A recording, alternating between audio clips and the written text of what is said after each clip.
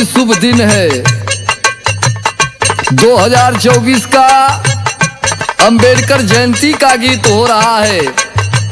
National recording centre Nathnagar संत कबीर नगर से हमारे बहुत अच्छे साथी हैं कृष्णा पुजारी साहब के देख रेख में ये गीत जा रही है। आज जो भारत का संविधान है और विधान है, पूरे दुनिया में ऐसा नई संविधान कोई बना सका और न बना पाएगा। आज बाबा साहब अंबेडकर का देन है कि पूरा देशवासी, पूरे भारतवासी आज खुशहाल हैं। सबको बराबरी का दर्जा मिला है। धन्य है बाबा साहब अंबेडकर, धन्य है आपका संविधान। कहना है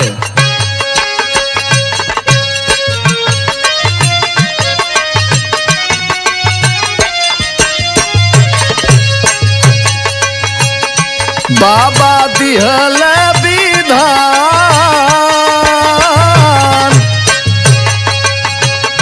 बाबा दिहल विधान, यही भारत देशवा के। बाबा दिहल विधान, यही भारत देशवा के। बाबा दिहल विधान, यही भारत देशवा के। यही भारत देशवा के।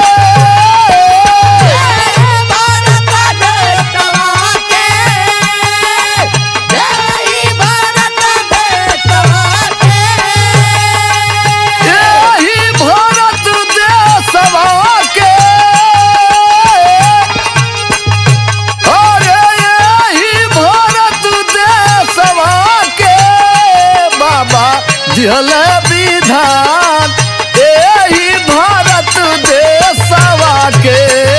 बाबा दिहल विधान, यही भारत देशवा के। बाबा दिहल विधान, यही भारत देशवा के। आज जो भारत की स्वतंत्रता है तो बाबा साहब अंबेडकर का देन है। आज हम लोग अच्छे वस्त्र पहन रहे हैं, हर सभाएं कर रहे हैं, अच्छी बात बोल रहे हैं, और कोई नहीं दिया, बाबा साहब अंबेडकर का देन है। कहना है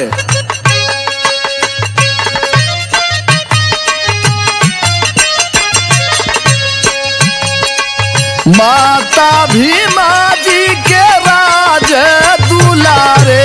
माता भीमा जी के राज दुलारे। माता भीमा जी के राज दुलारे। पिता राम जी राव के आंखों के तारे।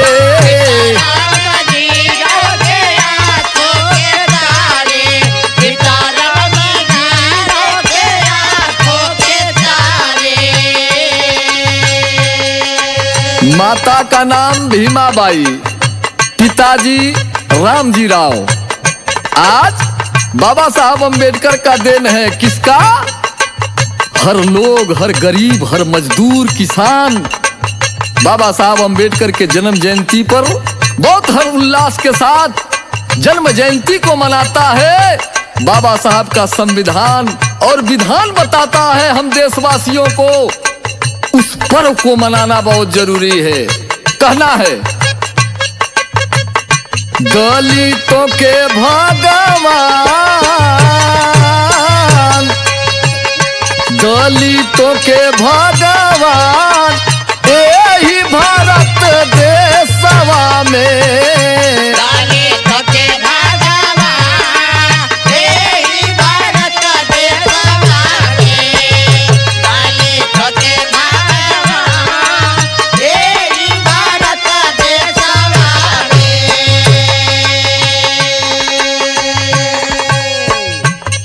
आज हमारे कवि जी बैठे हुए स्टूडियो में, दिनेश प्रसाद जी बहुत अच्छे युवा कवि हैं और मिशन को बढ़ाने के लिए उनका दिमाग चलता है। हम लोगों को प्रोत्साहित करते हैं। अपने पुरखा, अपने महापुरुषों का गीत आप लोग सभा में प्रस्तुत करिए।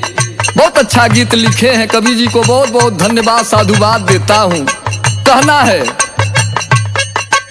14 अप्रैल के शुभ दिन आई,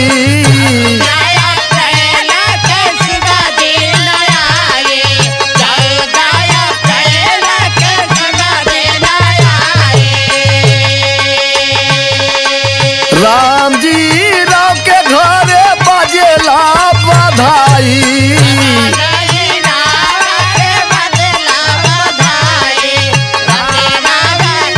घर में बजेला पूरा होइया रमान,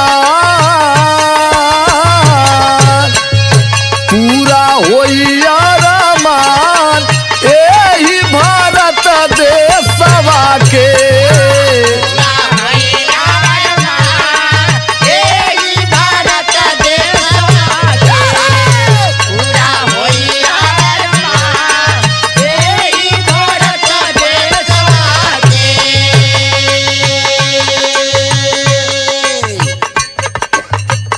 तीसरी लाइन कवि ने कितना अच्छा विचार रखा है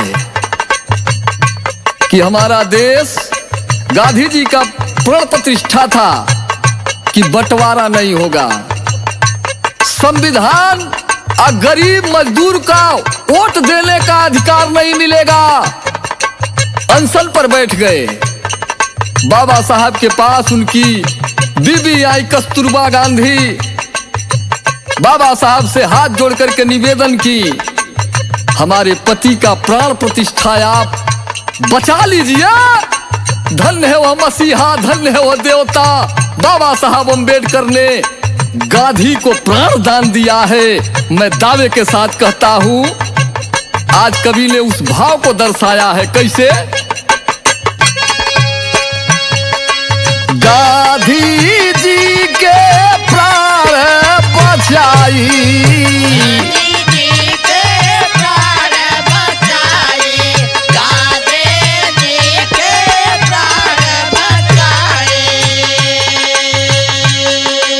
भारत देशवा के कैल भलाई,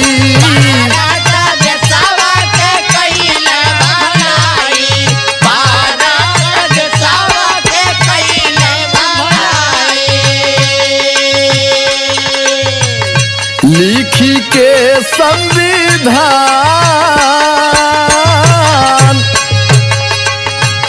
लिखी के संविधान यही भारत देशवा के।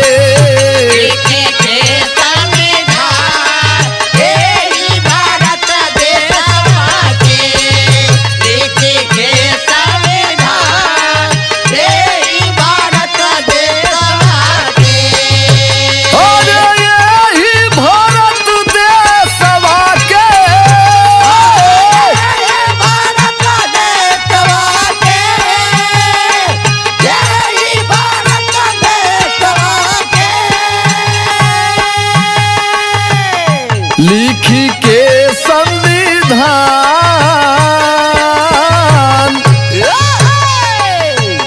लिखी के संविधान यही भारत देशवा के।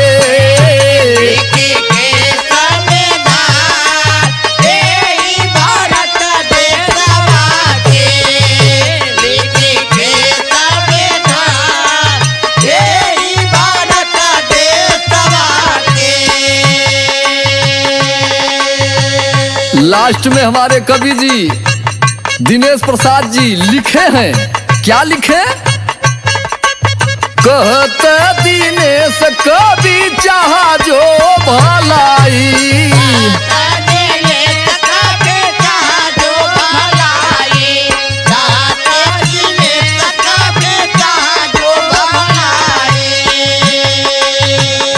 क्या है भलाई? पूरे बहुजनों को नसीहत और सबक दे रहे हैं। बहुत दिन हो गया आज बाबा साहब अम्बेडकर का संविधान रो रहा है भारत देश में। हम लोग बिखरते हुए चले जा रहे हैं, हमारे लोग बिखरते हुए चले जा रहे हैं। आज बाबा साहब अम्बेडकर का संविधान अधूरा में पड़ा हुआ है। कहते दिनेश कवि चाहा जो भलाई,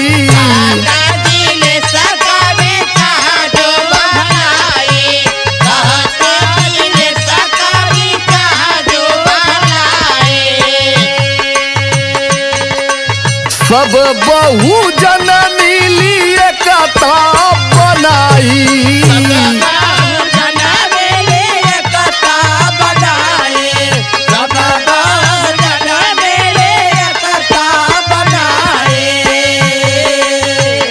चंद्रशेखर दीवान,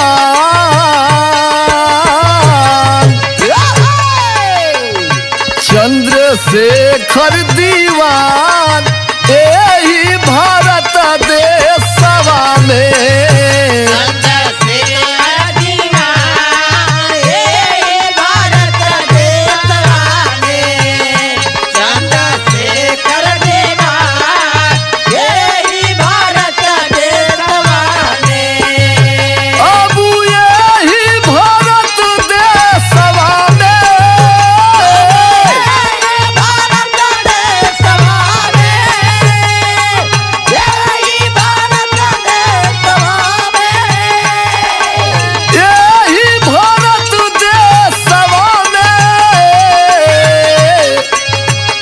चंद्रशेखर